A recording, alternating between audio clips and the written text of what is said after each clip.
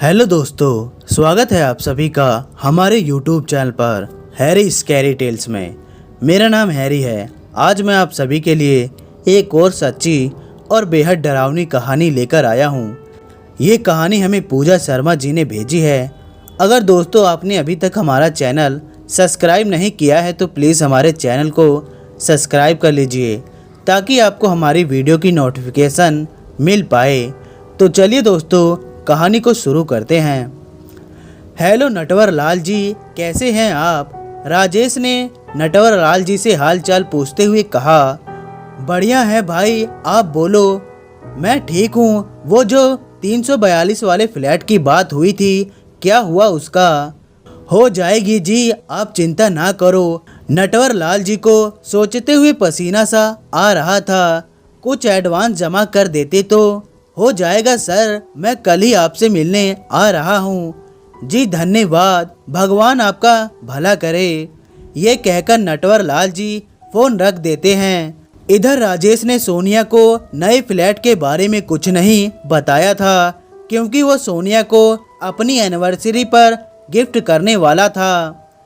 अभी 1 साल हुए थे उनकी शादी को।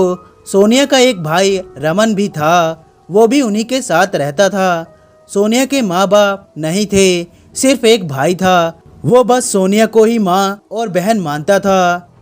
उसने कुछ दिनों के लिए रमन को दिल्ली राजेश के मम्मी पापा के पास छोड़ दिया था और वो भी रमन से बहुत प्यार करता था।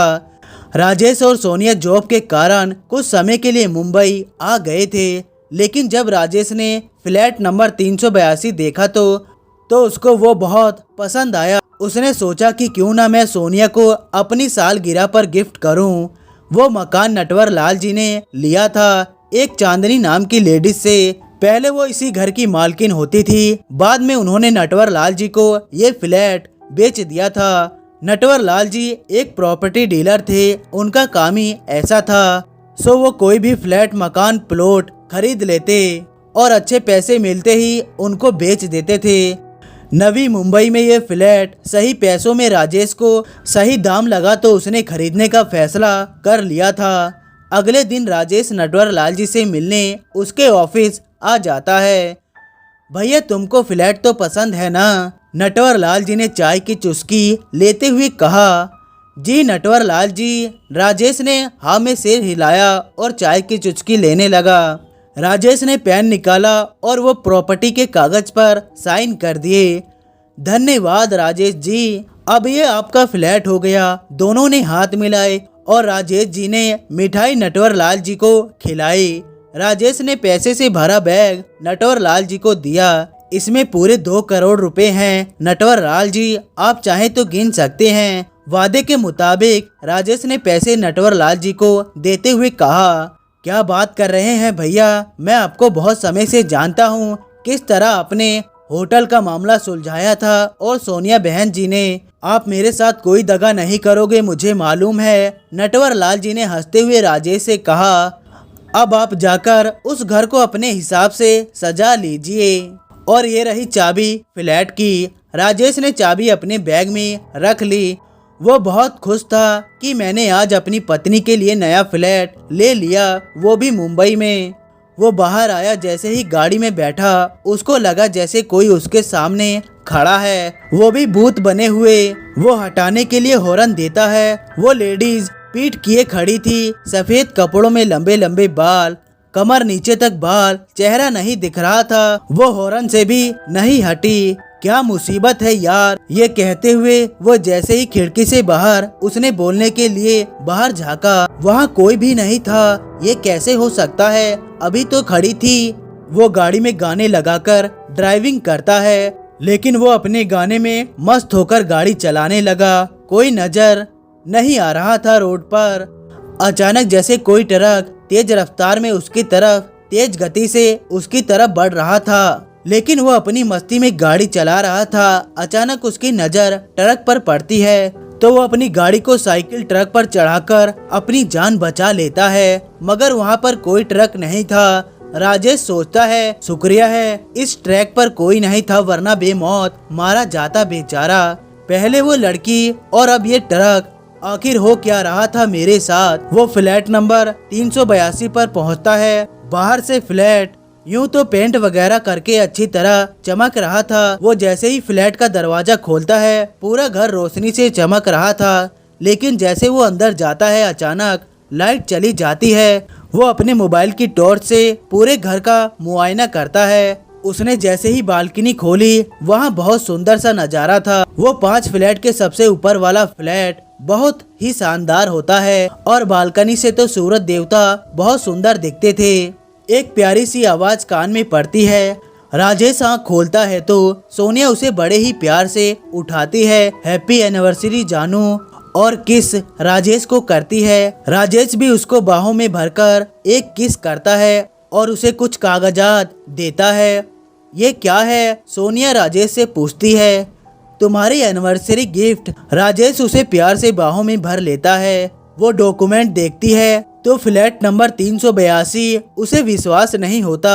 अब जल्दी से तैयार हो जाओ, हमें कहीं और भी जाना है।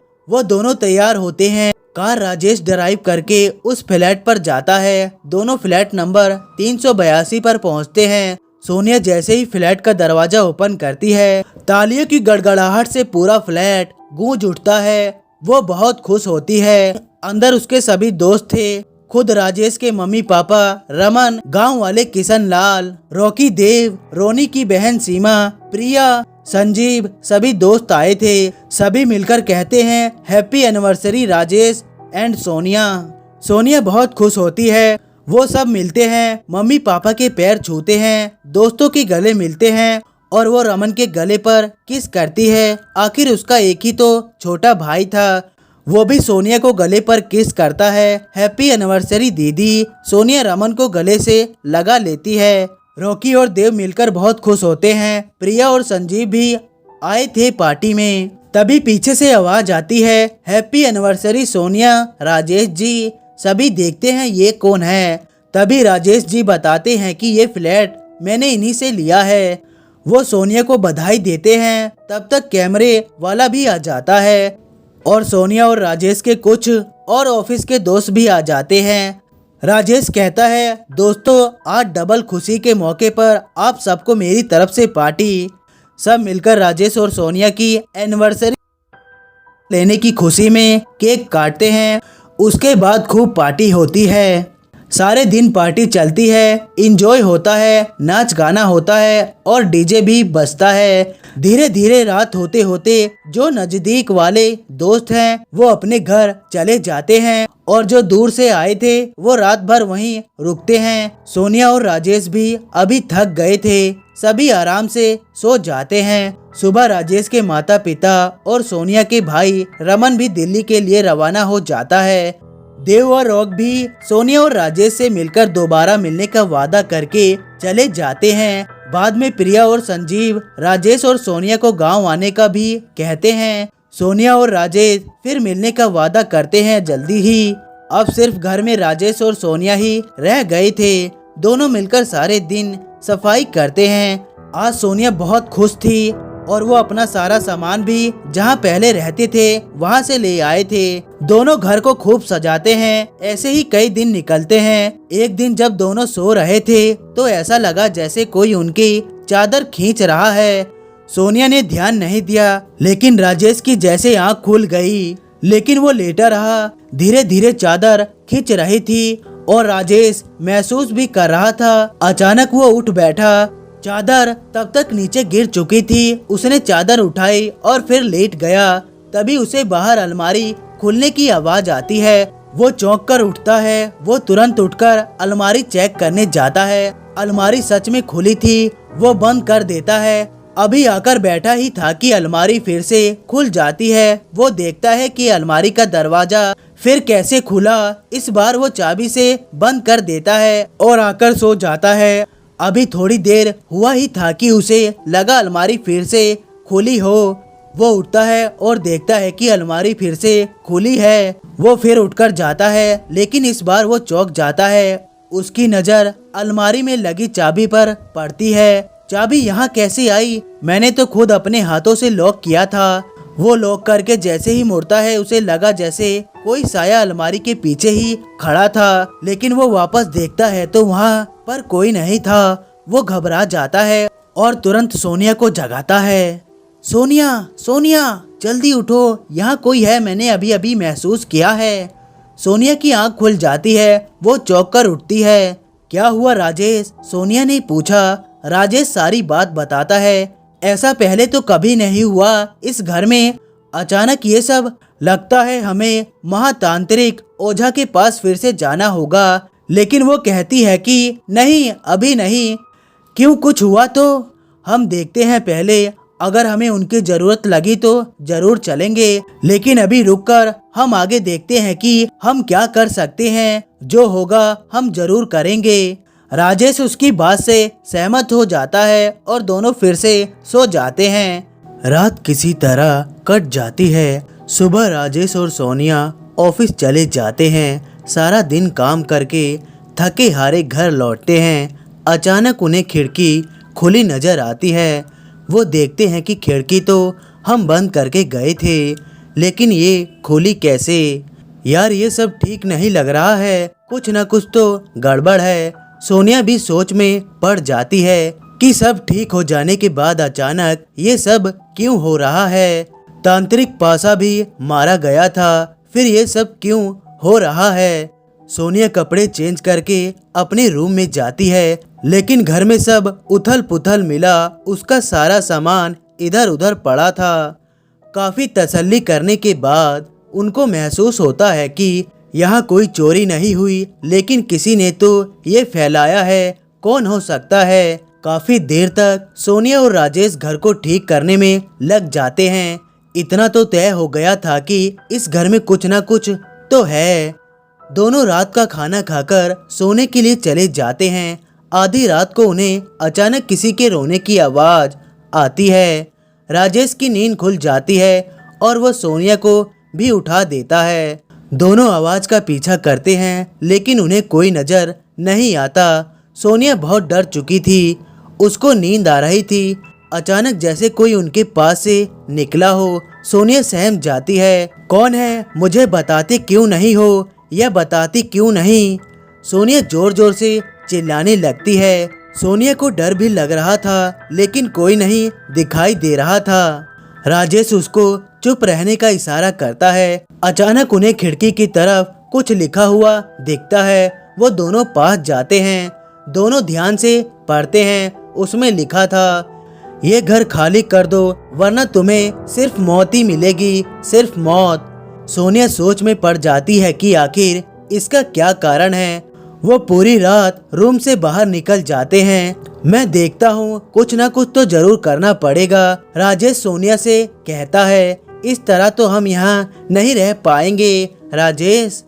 वो दोनों नटवर लाल जी को फोन करते हैं, मगर उनका फोन स्विच ऑफ मिलता है। दिन किसी तरह कट जाता है। फिर वही रात दोनों अभी रूम में जागी रहे थे। अचानक उन्हें फिर से रोने की आवाज आती है। वो सीढ़ियों से छत की तरफ चलते हैं। तभी उन्हें कोई सफेद से कपड़े में कोई औरत मुंह नीचे किए रोती हुई दिखती है। राजेश उसके पास जाने वाला था कि सोनिया उसे रोक लेती है। दोनों उसे काफी देर तक देखते हैं, लेकिन सोनिया उसे वापस चलने को कहती है। वो देखते हुए नीचे उतर आते हैं और अब किसी की भी हिम्मत नहीं हो पाती। रात तो जैसे कोई अभिशापित हो गई हो। रात भर आवाज आती रही, लेकिन सोनिया और राजेश बाहर नहीं निकले। किसी तरह सुबह हुई, लेकिन उनको डर था कि कहीं कोई ज्यादा बड़ी बात न हो जाए। अब तो सब आपको देख ही लिया था दोनों ने। सुबह दोनों फिर से छत पर जाते हैं, तब वहाँ दीवार पर लिखा हुआ मिलता है, ये मकान खाली कर दो वरना मौत मिलेगी। अब तो डर बहुत बढ़ गया था दोनों का। वो तुरंत नटवर लाल जी के पास पहुँचते हैं। आओ आओ राजेश जी, सोनिया जी, कैसे आना हुआ? नटवर लाल जी ने पूछा। तब राजेश रात की सारी घटना उन्हें बताता है। ये सुनकर नटवर लाल जी चिंतित हो जाते हैं। क्या यहाँ पर कोई पहले भी ऐसी घटना घटी थी? राजेश नटवर लाल जी से पूछता है। मैं इसके बारे में कुछ नहीं जानता, नटवर लाल जी मना कर देते हैं। अब क्या किया जाए? नटवर लाल जी, आपने ये घर किससे लिया था? सोनिया फिर नटवर लाल जी से पूछती है, शायद हमें वहीं से कोई क्लू मिल सके। ये फ्लैट मैंने एक चांदनी नाम की महिला से लिया था। पहले वही इस घर की मालकिन थी, उसे कुछ पैसों की जरूरत थी, उसने ये फ्लैट मुझे बेच दिया था। हो न हो वो तो कुछ जानती ही होगी इस घर के बारे में। राजेश ये बात कहता है। नटवर लाल जी हाँ में सर हिलाते हैं। क्या आपके पास उनका कोई नंबर होगा या कोई एड्रेस? नटवर लाल जी उनका एड्रेस और फोन नंबर दोनों देते हैं। उसका एड्रेस मुंबई का था। भैया मैं भी चलूंगा आपके साथ। चलिए नटवर लाल जी, हमें उसके पास तुरंत ही जाना होगा। राजेश, सोनिया और नटवर लाल जी तीनों चांदनी के फ्लैट पर पहुंचते हैं, लेकिन वहां पर उन्हें ताला लगा हुआ ही मिलता है। सोनिया उसके फ्लैट के पास आजू बाजू उनके पास रहने वाले पड़ोसियों से पूछती है कि चांदनी मैडम कहाँ गई हैं। एक आदमी बताता है वो तो कई दिनों से वो अपने घर गई हुई हैं, आजकल में आ जाएंगी, उनके पड़ोसी ने कहा। तीनों सोचते हैं अब क्या किया जाए। मेरे पास एक प्लान है, क्यों ना हम वहाँ तांत्रिक ओझा के पास जाएं। सोनिया कहती है हमारे पास समय कम है और अगर हम ओझा जी के पास जाएंगे तो वो बहुत दूर पड़ेगा, करीबन 500 किलोमीटर। क्यों न हम ऊटी के पास एक पहाड़ी पर तांत्रिक पासा के नाम का बाबा है, उनके पास चलें। वो हमें मुश्किल से 6 किलोमीटर पड़ेगा और हम संजीव और प्रियंका से भी मिल लेंगे। अभी पार्टी में जब वो आए थे वो भी तो कह रहे थे कि आप हमसे मिलने आए, कुछ बहुत जरूरी है वहाँ पर भी। इसमें हम दोनों का काम भी हो जाएगा और हम उनसे मिल भी लेंगे। नटवर लाल जी, हम वहाँ से जैसे ही आएंगे आप चांदनी मैडम को उस फ्लैट पर लेकर आना 382 पर, और पता करने की कोशिश करना आखिर उस फ्लैट पर क्या हुआ था। जैसे आप चाहें भैया, नटवर लाल जी जवाब देते हैं। सोनिया और राजेश ऊटी के लिए निकल पड़ते हैं और नटवर लाल जी को उनके घर ड्रॉप कर देते हैं और वो ऊटी के लिए निकल पड़ते हैं। इधर नटवर लाल जी चांदनी से कांटेक्ट करने की कोशिश करते हैं, आखिर चांदनी की नटवर जी से कोई बात नहीं हो पाती। राजेश और सोनिया संजीव और प्रिया की मदद के लिए राजस्थान से उनकी मुसीबत को खत्म करके ऊटी से वापस मुंबई पहुँचे। हेलो नटवर लाल जी, कैसे हो? राजेश ने मुंबई पहुंचकर नटवर लाल जी को फोन किया। ठीक हूँ भैया, आप आ गए ऊटी से? जी अभी आए हैं, अभी एक होटल में कमरा लिया है। आप तुरंत चांदनी से कांटेक्ट कीजिए और बात करके देखना, और अगर वो यहीं आ गई तो और अच्छा है। जी भैया, मैं बात करके देखता हूँ। ये कहकर नटवर लाल जी फोन डिस्कनेक्ट कर देते हैं। कुछ देर बाद फिर से नटवर लाल जी का फोन राजेश के पास आता है। हेलो राजेश जी। जी नटवर लाल जी, कहिए। मेरी बात उनसे हो गई है, उनको मैंने होटल ही बुला लिया है। आप कौन से होटल में हो, मुझे एड्रेस सेंड कर दो, मैं उन्हें वहीं ले आऊँगा। आप ताज होटल में रूम नंबर 403 में आ जाइए। ये कहकर राजेश फोन काट कर देता है। 2 घंटे बाद नटवर लाल जी चांदनी मैडम को ले आते हैं। Hello sir. हेलो मैम, मेरा नाम राजेश है और मेरी पत्नी सोनिया। वो दोनों हाथ मिलाते हैं और पीछे पीछे नटवर लाल जी भी आ जाते हैं। आप कुछ लेंगी, ठंडा या गरम? राजेश ने पूछा। नो थैंक्स, ये कहकर वो सोफे पर बैठ जाती है और उनके साथ नटवर लाल जी भी वहीं बैठ जाते हैं। सोनिया और राजेश भी कुर्सी पर बैठ जाते हैं ताकि उनकी बात वो ध्यान से सुन सके। चांदनी जी, 382 फ्लैट हमने लिया है मिस्टर नटवर लाल जी से। वहाँ कोई हादसा हुआ था क्या? जी दरअसल मैं वहाँ पर काफी साल से रह रही थी। पति की मृत्यु होने के बाद मैं वहाँ अकेली रहती थी। चांदनी बताना शुरू करती है। मेरी सरकारी जॉब और मैं वहाँ पर काफी सालों से अकेली रहती थी। सुबह जल्दीबाजी में मेरे पास टाइम नहीं होता था तो मैंने एक नौकर रख लिया था। जब भी मैं घर से बाहर होती तो वो घर पर अकेला रहता, क्योंकि मैंने उसे परमानेंट रखा हुआ था। घर में हर चीज की मौज थी। अक्सर घर में छोटी मोटी चोरी होती रहती थी। मैंने इग्नोर किया, लेकिन कुछ टाइम से मेरे घर के पैसे भी चोरी होने लगे। जब मैंने घर में गहने चेक किए तो उसमें भी कुछ गहने कम थे। मेरा सीधा शक नौकर पर गया। मैंने सोच लिया कि मैं इसे रंगे हाथ पकड़ूंगी। एक दिन की बात है, मैं जैसे ही नहाकर निकली वो अलमारी के पास खड़ा दिखाई दिया, जिसमें अक्सर मैं अपने पैसे और गहने रखती थी, और वो मुझसे नजर नहीं मिला पा रहा था। मुझे उस पर शक हुआ। वो बाहर से कपड़े लेने लगा। उसका नाम गहना था। गहना क्या छुपा रही हो? मैंने उससे थोड़ा गुस्से में पूछा। कुछ नहीं मालकिन, वो थोड़ा घबराते हुए स्वर में बोली। सच बताओ नहीं तो मैं तलाशी लूंगी, मैंने उसे डांटते हुए कहा। लेकिन वो आनाकानी करने लगी। मेरा गुस्सा उस पर और बढ़ने लगा। कुछ नहीं है मालकिन, वो फिर वही जवाब दिया। मुझे ये सब बर्दाश्त नहीं हुआ और मैंने उसकी चेकिंग भी लेने लगी। उसकी ब्रा में मुझे कुछ पैसे और मेरी एक पजेब की जोड़ी उसके पास मिली। मुझे बहुत गुस्सा आया और मैंने उसको एक थप्पड़ जड़ दिया। वो अब मेरी तरफ झपटी तो मैंने उसे बाहर वाले कमरे में बंद कर दिया, जो बाहर बालकनी की तरफ खुलता था। मैं अभी पुलिस को फोन लगाती हूँ, ये कहकर मैं पुलिस को फोन लगाने लगी। मैंने एकदम धड़ाम की आवाज सुनी। जब मैंने आवाज सुनी तो मैं कमरे की तरफ भागी, लेकिन जब मैं रूम के अंदर गई तो पीछे का दरवाजा खुला हुआ था। मैं बाहर निकली ये देखने के लिए कि किस चीज की आवाज थी, तो मैं सन रह गई। गहना बालकनी से नीचे कूद गई थी। ये देखकर मेरा दिल धक से बैठ गया। मैंने पुलिस को कॉल कर चुकी थी। मैं नीचे गई, उसको तड़पते हुए देख वो मेरी तरफ घूर रही थी और उसकी गर्दन एक तरफ लुढ़क गई थी। थोड़ी देर बाद पुलिस भी आ चुकी थी। वो उसे उठाकर ले गए और बाद में उसका अंतिम संस्कार कर दिया। उसके कुछ दिनों बाद अक्सर मुझे वही आवाज आती, जैसे कोई बालकनी से कूद रहा हो। कभी वो मुझे बालकनी में खड़ी दिखती। ये सब मुझसे सहन नहीं हो रहा था और मैंने वो घर नटवर लाल जी को बेच दिया।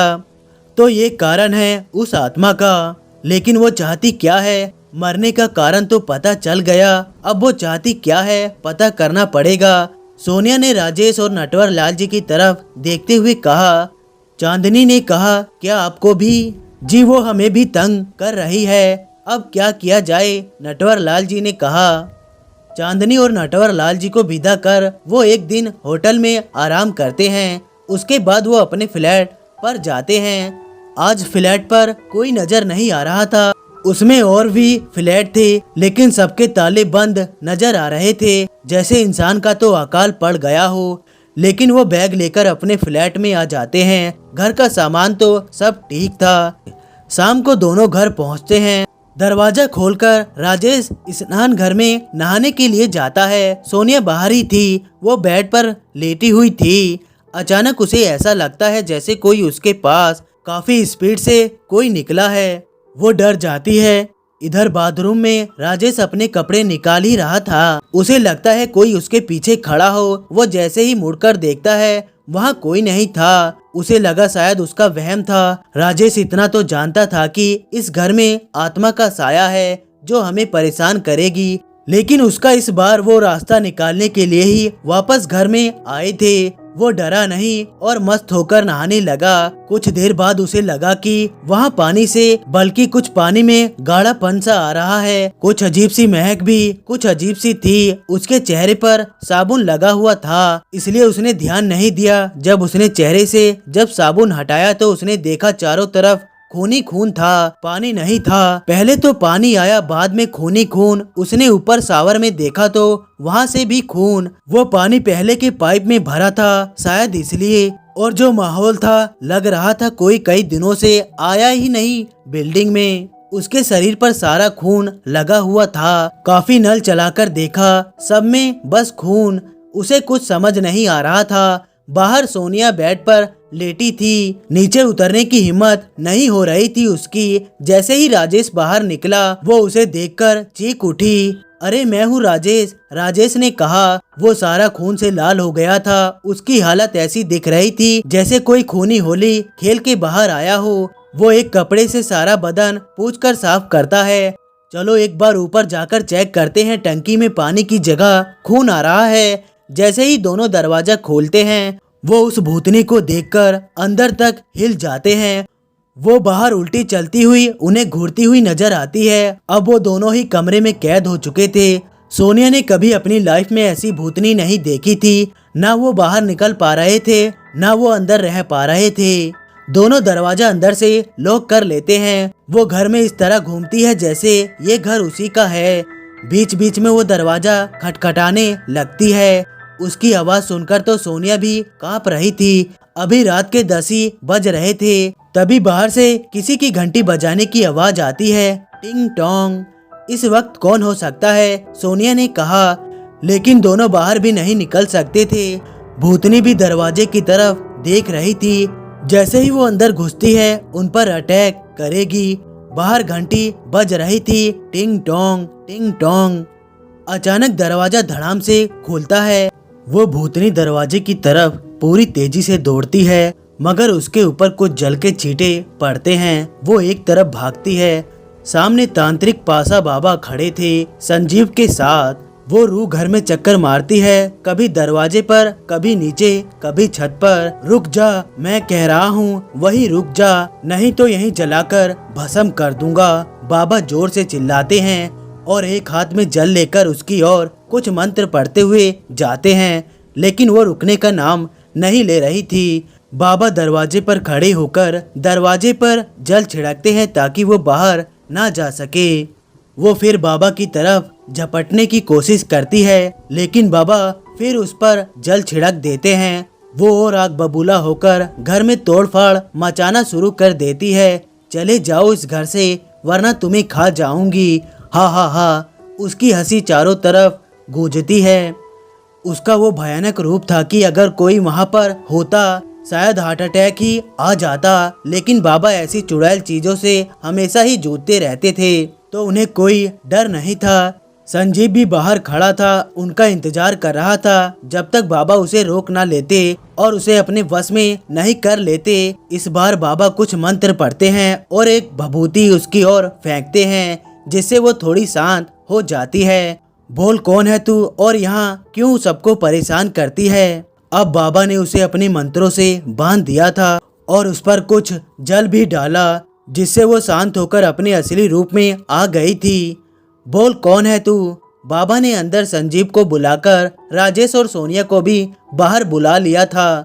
सभी वहीं खड़े थे। मेरा नाम गहना है, मैं यहीं चांदनी जी के पास काम करती थी। फिर वो अपनी सारी कहानी बताने लगी। हम 4 भाई बहन थे। मेरे बाबा हम चारों को बहुत प्यार से रखते थे। हमारी माँ चौथी बहन को जन्म देते हुए भगवान को प्यारी हो गई थी। अब सिर्फ मेरे पिताजी ही थे जो हमारा ख्याल रखते थे। मेरा बड़े होने का नाता उन तीनों को संभालना मेरे ही सिर पर आ गया था। हम 3 बहन और एक छोटा सा बड़ा भाई था जो अभी 10 साल का था। मेरी एक बहन 14 साल की थी और मैं 17 साल की। एक बहन जो अभी 6 की हुई थी। पिता एक दिहाड़ी मजदूर थे। वो एक फैक्ट्री में काम करते थे। जब कोरोना का समय आया तो फैक्ट्री बंद हो गई और हमारे पिताजी की नौकरी भी छूट गई थी। मालिक ने पैसे भी नहीं दिए थे। जितने पैसे थे वो सब खर्च हो गए थे। अब घर में खाने के भी पैसे नहीं बचे थे। अब सबको रोता देख, भूख से बिलखता देख उनसे रहा नहीं गया और उन्होंने घर में रात को चुपके से फांसी लगा ली। हम रोते रहे। जब उनका पोस्टमार्टम हुआ तो पता चला कि उन्हें भी कोरोना हो गया था, जिसके डर से कि बच्चों में फैल न जाए। घर में खाने के भी पैसे नहीं थे तो इलाज कैसे होता। बस यही डर से उन्होंने फांसी लगाकर अपनी जान ले ली। अब बड़े होने के नाते मैं ही उन्हें माँ बाप का प्यार देती, उनको एक महिला के पास छोड़ दिया और इस फ्लैट में नौकरी करने लगी। मैं यहाँ से कुछ पैसे और जेवर चुराकर बेच देती, जिससे कुछ पैसे मिल जाते और उस महिला को देती, जिससे वो उनकी देख रेख करती, क्योंकि उसका पति भी कोरोना में मर चुका था और वो भी पैर से लाचार थी। तो उन पैसों से उनका भी पेट पल जाता और मेरे भाई बहनों का भी, क्योंकि मेरी सैलरी से सबका गुजारा नहीं हो पाता था। 8,000 रुपये और ऊपर से किराए का घर, ऊपर से महंगाई। सारे दिन यहाँ रहकर भी मैं अपना गुजारा नहीं कर पाती थी। मैंने इनसे कई बार बात करने की कोशिश भी की, मगर इन्होंने कभी मेरी बात नहीं सुनी। खुद के लिए हजारों खर्च करे, मगर गरीब के लिए इनकी जेब से कभी पैसे नहीं निकले। ये सब वो बता रही थी और उसकी आंखों में भी पानी आ रहा था। और पीछे से चांदनी और नटवर लाल जी भी आ गए थे। जब वो अपनी कहानी बता रही थी, सबकी आंख में पानी था। उस दिन जब चांदनी मैडम ने मुझे पकड़ा तो मैं बहुत डर गई थी। उन्होंने मेरी बात नहीं सुनी। वो पुलिस को फोन करने लगी, ये सोचकर शायद अब मैं अपने भाई बहन की मदद नहीं कर पाऊंगी और पुलिस मुझे हवालात में बंद कर देगी, पता नहीं कितने साल की सजा सुनाए। बस यही सोचकर मैंने बालकनी से छलांग लगा दी और अपना जीवन समाप्त कर लिया। पूरी कहानी सुन बाबा भी भावुक हो गए और मैंने इनसे बदला लेने की ठानी, मगर ये घर बेचकर वहाँ से चली गई और मैं यहाँ किसी को रहने नहीं दूंगी। ये सोचकर मैंने राजेश और सोनिया को परेशान करने लगी। वो अब नीचे बैठकर रोने लगी। तब राजेश और सोनिया ने उसको कहा, तुम चिंता ना करो, अब हम सब समझ चुके हैं तुम्हारी बात। हम वादा करते हैं कि आज से आपके भाई बहनों की जिम्मेवारी हमारी। तब नटवर लाल जी भी बोल पड़े कि आप चिंता मत करो, मैं उनका दाखिला एक अच्छे हॉस्टल में करवा दूंगा और उनकी पढ़ाई की जिम्मेवारी मेरी। और जब वो बड़े होंगे तो मेरी प्रॉपर्टी भी मैं आज से उनके नाम कर दूंगा। वैसे भी मेरा कोई बच्चा नहीं है, मरने के बाद मेरा सारा पैसा प्रॉपर्टी उन्हीं का होगा। चांदनी ने भी कहा। अब वो बहुत खुश थी और वो उस घर से हमेशा हमेशा के लिए चली गई।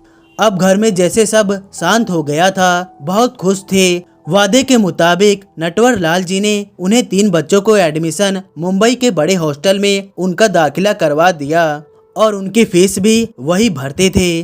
और चांदनी जी ने भी अपनी वसीयत उनके नाम लिखवा दी और राजेश और सोनिया उन बच्चों से मिलने और उनकी हर चीज वहाँ हॉस्टल में भेज देते थे। कभी खिलौने, कभी मिठाई, कपड़े। वो कभी उनको माँ बाप की कमी महसूस नहीं होने देते, क्योंकि सोनिया तो पहले ही अनाथ थी। लेकिन राजेश ने कभी भी उन बच्चों को कोई कमी नहीं होने दी। और ये सब देख गहना की आत्मा को भी मुक्ति मिल गई। वो भी खुशी खुशी स्वर्ग लोग पधार गई।